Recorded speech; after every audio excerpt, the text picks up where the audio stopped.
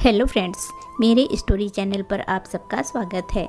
आज की हमारी कहानी है माँ ये घर तुम्हारा भी है। सावित्री जी के कपकपाते हाथों से कांच का कप चाय छानते हुए झट से नीचे गिर गया।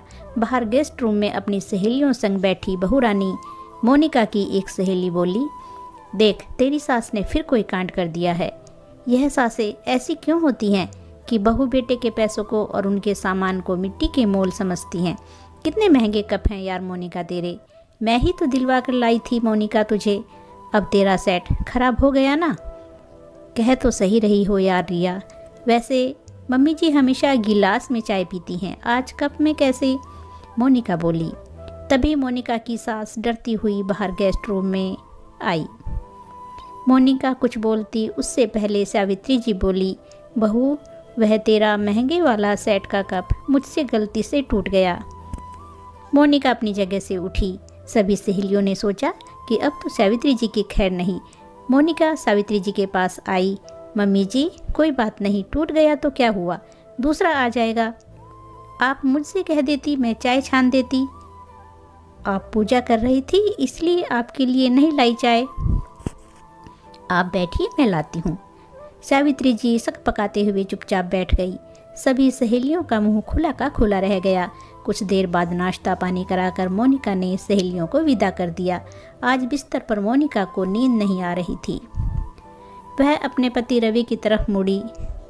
कुछ कहना है क्या मोनिका, बहुत देर से देख रहा हूँ कि तुम्हें नींद नहीं आ रही है। हाँ रवि, पता है मुझे मम्मी जी की बहुत चिंता रहती है। वह इस घर में बहुत डरी हुई सहमी सी रहती हैं। हर चीज़ लेते हुए इस्तेमाल करते हुए डरती हैं, ना ज़्यादा बात करती हैं। मैंने तो सोचा था कि मायके में माँ का प्यार नहीं मिला तो सास के रूप में माँ का प्यार मिलेगा। मुझे समझ नहीं आता वह ऐसा क्यों करती हैं, मोनिका बोली। रवि ने मुस्कुराते हुए मोनिका का हाथ अपने हाथों में ले लिया।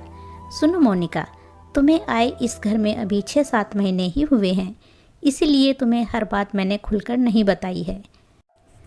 माँ जब से पापा के साथ शादी करके घर में आई थी तब से किराए के घर में ही रही। पापा के पास कुछ भी पुश्तैनी नहीं था। जल्दी ही लाइलाज बीमारी के चलते पापा जल्दी ही हमें छोड़कर चले गए। माँ ने टिफ़िन बना बनाकर मुझे पढ़ाया लिखाया।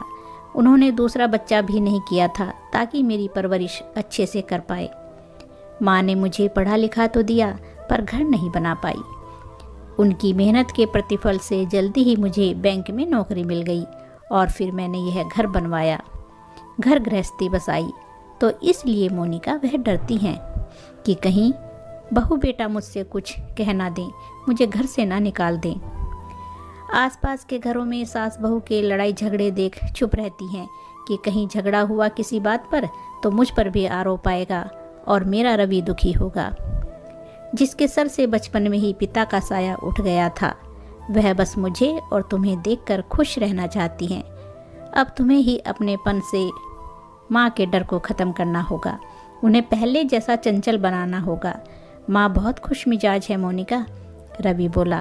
ओहो ऐसी बात है रवि, तुमने मुझे पहले क्यों नहीं बताया। अब तुम देखना मम्मी जी का डर हमेशा के लिए कैसे ख़त्म कर दूंगी। यह बोलते हुए मोनिका रवि के सीने से लग गई। अगले दिन मोनिका सुबह उठी।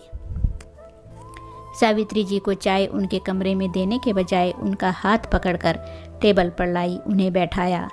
रवि, मोनिका और सावित्री जी ने साथ में नाश्ता किया। रवि ने माँ का हाथ पकड़ा। माँ आज मेरे बालों में तेल लगा दो ना, जैसे पहले लगाती थी।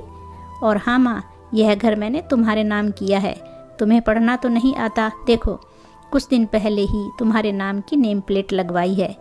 यह घर सिर्फ मेरा और मोनिका का नहीं है माँ, तुम्हारा भी घर है। यह तुम्हारा पूरा अधिकार है इस घर पर।